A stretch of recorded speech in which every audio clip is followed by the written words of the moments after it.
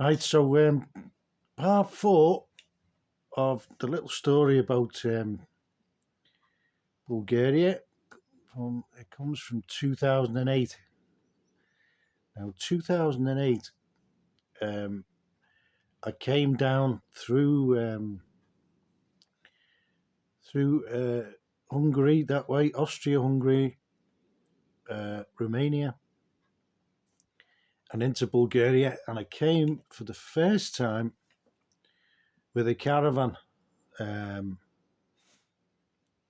with the view of which I did for a good few years, was come down with a Jeep, like a 4x4. You get all these old Jeeps like Toyota Surfs and stuff like that.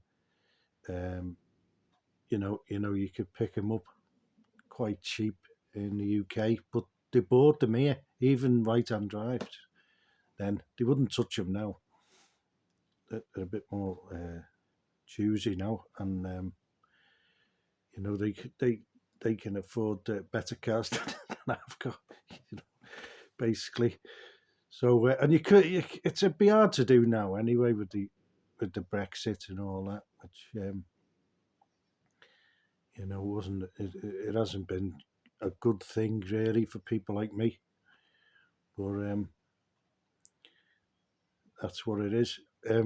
So yeah, 2008, I came down and I brought a Jeep and a caravan, and what I used to do is I developed like a kind of a system. When I was in the UK, I was avoiding the cities when I could on with the contracts that I was doing, or I would try and get to smaller cities and then and stay in the caravan outside the city. Now this was for various reasons. One of them was to cut down the commuting, because you couldn't always get work in where you lived, like in the construction industry. So I kind of actively looked for work, um, and the company I was working for tended to get work in all different places, and a few in Scotland, which I love working in Scotland. It's fantastic. I love Scotland anyway. So 2008, I came down in a caravan, and then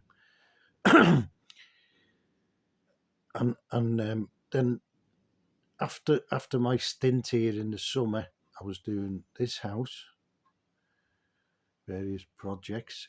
I was trying to get all the big work done and get it watertight, and the outside shells basically, which I did, and then the crash happened, and Bulgaria were quite heavily sort of reliant on mainly Germany at that time for exports and stuff like that, and it took quite a bit of a hit, and so did I, with the property and all that, because mainly it was uncertainty, and I had to go back to the UK, which when I brought the caravans and jeeps down, I'd fly back then, and that would save the cost of driving back and all the rest of it, which is pretty depressing after being here, is to drive back to the UK. It's like a slow death. I've done it a few times, but like, so depressing. The hill coming out of Dover, it's always raining, and then you're hitting the M25 in an hour or so. It's so depressing. And then things are getting, when you drive down this way, things get cheaper as you come down, and the weather gets better. And it's the reverse when you go back the other way. And it's and you're looking then as well you're going back to the grindstone. You're going to the back to the 7 days a week or 6 days a week, whatever contract I was on. Um, but anyway, so each year, well, after 2008, it was like, you know, no one was sure about what was happening. But really, being freelance, it didn't really affect me that much because I got the work because companies, they didn't want to take on full-time staff, so it suited them to have freelance as and when required, And I did just managed to keep going but I stayed put in the UK mainly because the house prices, if anything, came down, especially in outside the southeast London area.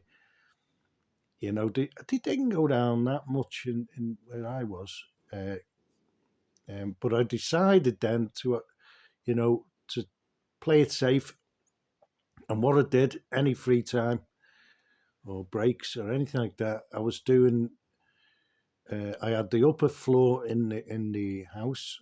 I'd sold the lower ground, and I was doing the loft conversion, which I made another apartment up there to bring the price, hopefully, bring the price back up to what I really wanted to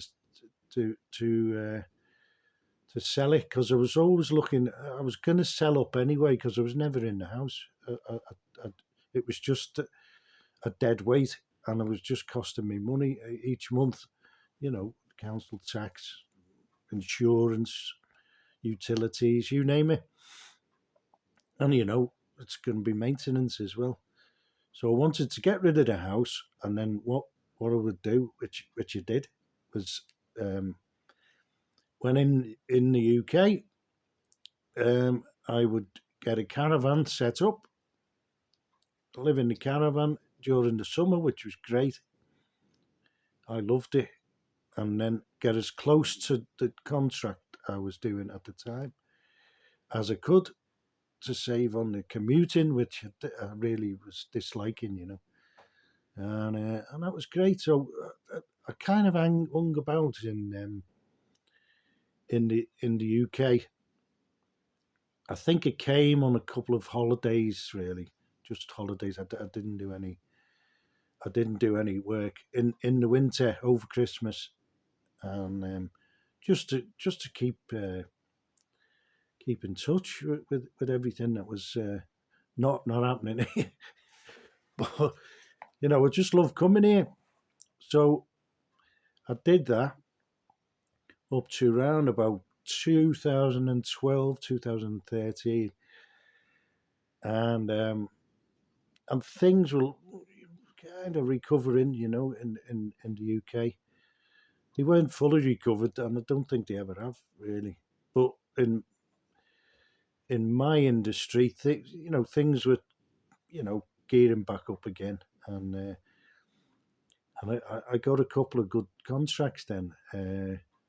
One was in Scotland, and it was 7 days a week in Dundee. Dundee. And I like Dundee because the people are very honest there about like disliking you, and they don't pull any punches there in Dundee. It's like pretty harsh, to say the least. But they're good people, I love the Scots because they're very honest with you. And I stayed in a place called Broughty Ferry, which was fantastic. It was like hard to describe, really. It was like a seaside town with bad weather, but like people are that hard that um, that like they thought it was good. It just the sun came out for half an hour, and like everyone was out, ice creams and stuff like that, freezing cold. I looked it up once. The record temperature in Dundee, I think it's around But don't quote me on this because I know we'll have the weather police out. I think it's about 30 degrees, highest ever temperature in Dundee.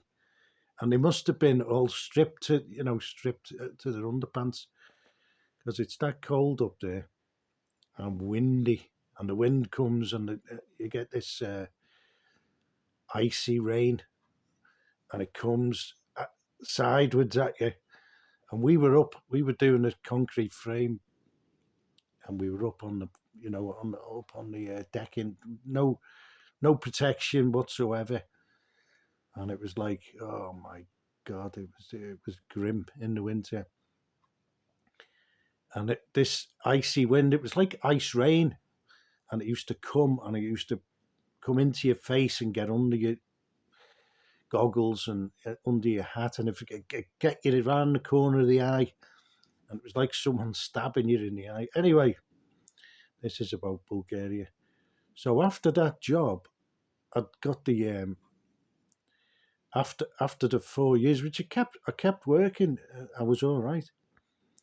You know, throughout the crash, I kept going, but I had to keep in with the people. They couldn't have breaks really, because you'd lose the momentum, and you couldn't pick and choose like before. Um, anyway, it got better and better after that. Anyway, so I started again with the Bulgarian thing. Uh, I had a caravan there in Dundee, which I didn't use after a bit. I got a flat. It was too harsh because I was there during the winter as well, and it was just too cold and too windy to be in a caravan. So I got this flat in Broughty Ferry, and it was fantastic, little bedsit, and I was just by Marks and Spencers, and it was great. It was fantastic. I loved it, and I used to go on the train when I had a day off. If I ever had a day off, very rarely. And I used to go on the train up to Aberdeen or Glasgow or Edinburgh and have a little day out because there's a station right there in Broughty Ferry. Some trains stop there, some don't. You've got to get on the right one. But so I started the caravan and the Jeep script after that from 2013, right through then, right through to 2019. I think I did it every year or so, and get a Jeep and a caravan, and I used to fill the caravan with things that were cheaper in the UK than they were in Bulgaria, and there are things there that's cheaper, like bedding was cheaper, you know, and you couldn't get some things either in Bulgaria. You can get more or less everything now if you look for it, but olive oil, it's still expensive here, more expensive than the UK. How that happens, I don't know, because we live right next to Greece, and I buy actually Turkish olive oil now. But we can get more or less everything here now, and it's around. Food has never been dirt cheap in Bulgaria. Eating out was, but like it's not now. It isn't. It's not. It is in, go to Serbia, Macedonia. It's still quite cheap to eat out, but it's not in Bulgaria. It isn't really. And the food has never really been that much cheaper than the UK. What was cheaper and still is very cheap is alcohol and wine and whiskey and spirits and that, and you can get the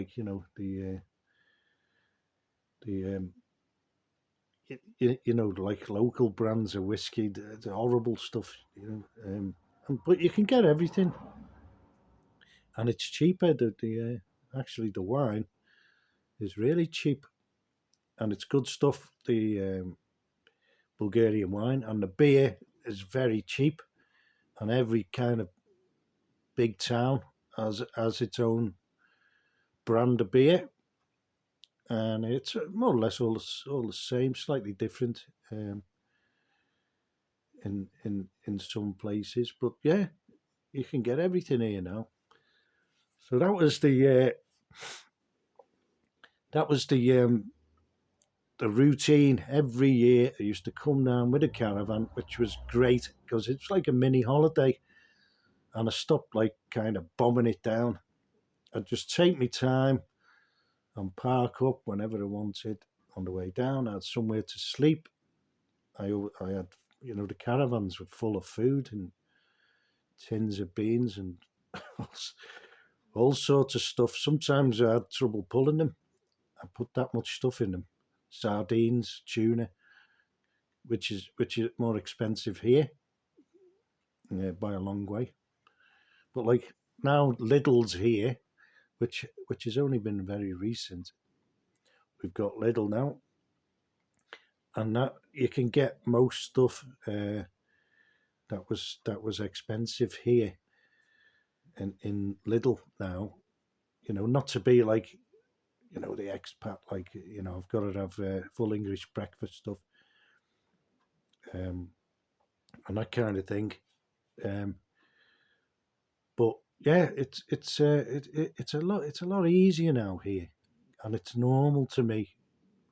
And I've actually spent more time in this little area than I ever did in my own city after I was 18, because I was always on the move, always working away.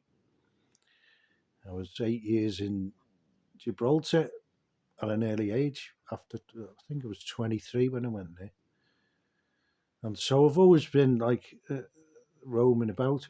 But like I've spent more time here than anywhere, and it's I love it, and it kind of, I don't know what it is. It never wears off,